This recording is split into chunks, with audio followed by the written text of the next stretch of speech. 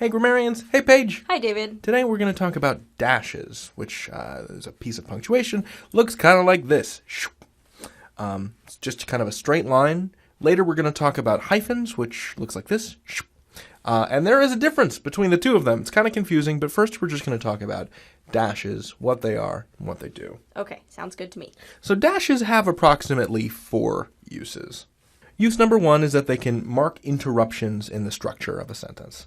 As in, I ran to the bus stop, but the bus had already driven away. So we're using this dash to interrupt the structure of this sentence. Okay, but couldn't you just put a comma there? You know, you totally could. You absolutely could use a comma instead of a dash. But the dash has this feeling, and I'm going to make up a word here, it feels more interrupty. Okay. Right, so a comma sort of helps the sentence keep flowing, and the dash kind of stops it for a second. And even though grammatically those two sentences are identical, right? I ran to the bus stop, comma, but the bus had already driven away, even though that's technically that means the exact same thing as I ran to the bus stop, dash, but the bus had already driven away. This is kind of like an abrupt cut off.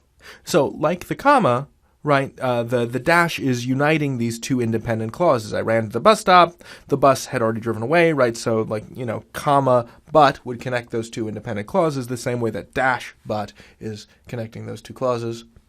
But it has a slightly different connotation. It's just more abrupt in the way that it connects these two things together. Okay.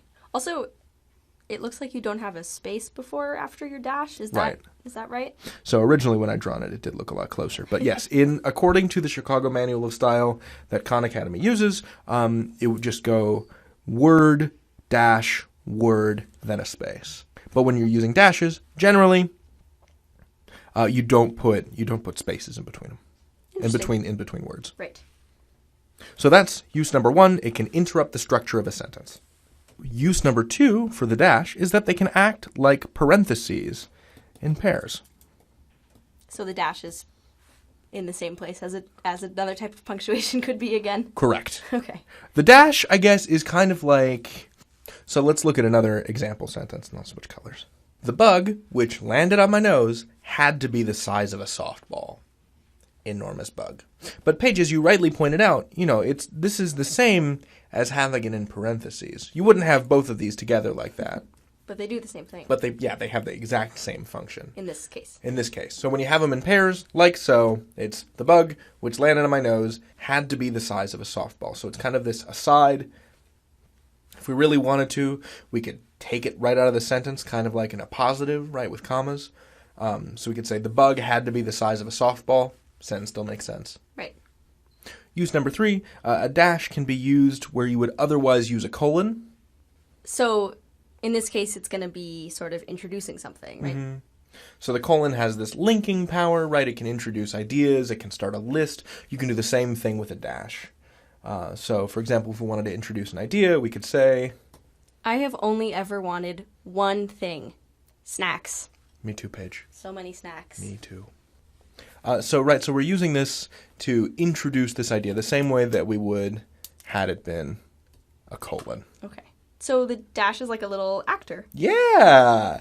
Yeah, the dash is like an actor that can just do the jobs of all these other punctuation marks. Right. So it can be parentheses, it can be a colon. It can be like a comma sometimes. Yeah. Wow. That is a talented little guy. Seriously, I'm very impressed. And the 4th use of the dash is, again, to indicate interruptions, but specifically to indicate interruptions in speech. This is like its own little special thing. Yeah. It's not acting like anything else. Nope. Just indicating interruption, as it does. Watch out for that! Wham!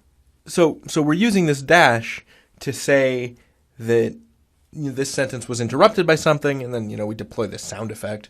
But it could be anything really. So if you're trying to write down dialogue that is being cut off by something, by another person interrupting, by an avalanche of ice cream, I don't know, whatever it is, then you would use a dash at the end of the sentence. So no space. So it would go that dash quotation marks. Totally. And you wouldn't have to do any kind of terminal punctuation, no need for a period or a question mark or an exclamation point.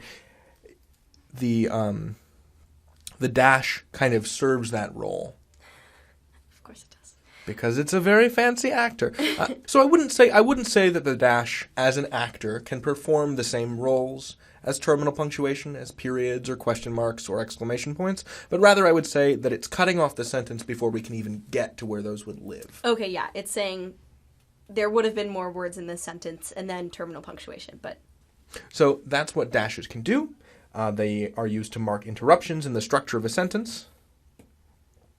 Like, I ran to the bus stop, but the bus had already driven away.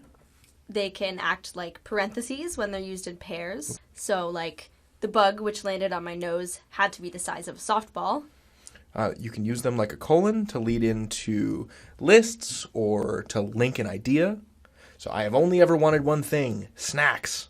And they can indicate interruptions in speech, like, watch out for that! Wham! That was good. Thanks. And those are the functions of the dash. You got it. You can learn anything. David out. Page out.